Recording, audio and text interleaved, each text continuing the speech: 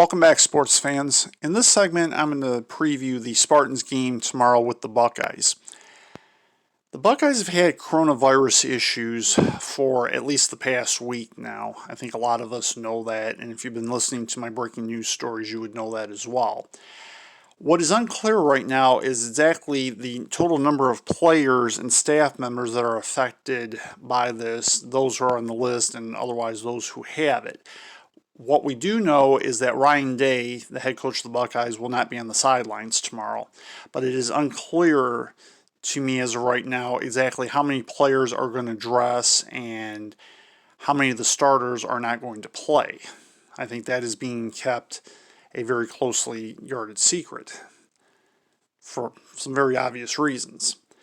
With that having been said, assuming the game is played tomorrow, and there's some questions as of right now whether that'll be the case. However, it's imperative to the Buckeyes in their future that the game is played, because if it is not, they have no chance of participating in the Big Ten championship game, and it would probably impact any chance they would have of winning the national championship.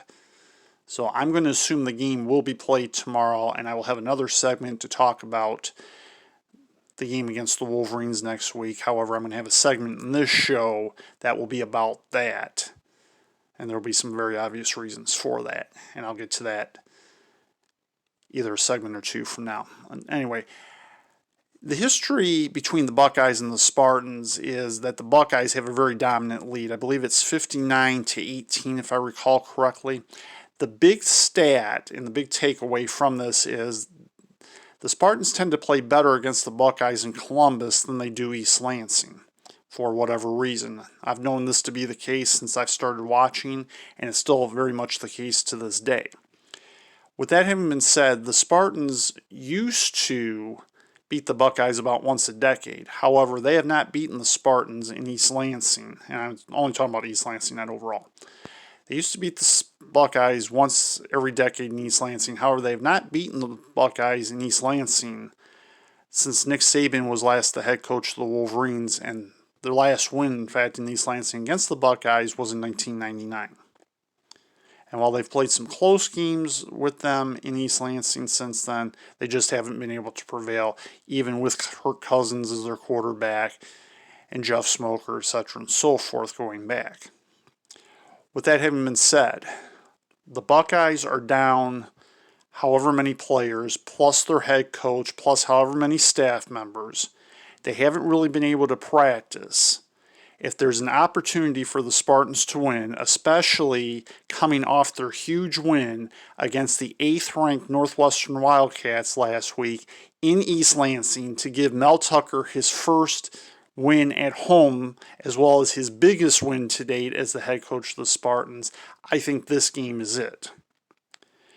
Unfortunately, I think for whatever reason, while I believe the Spartans will play a very good game, I think they're lacking the talent to be able to beat an even diminished Buckeyes team.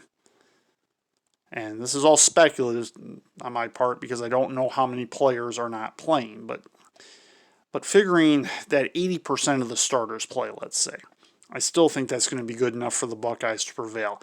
I believe the Spartans will keep the game close. They may even have the lead in the second half. But this is too critical a game to the Buckeyes, and I don't think they're going to let the Spartans diminish their national championship hopes in that regard, or diminish their chance of going to the Big Ten championship game. So with that having been said, I believe the Buckeyes will find a way to prevail, and they will beat the Spartans tomorrow.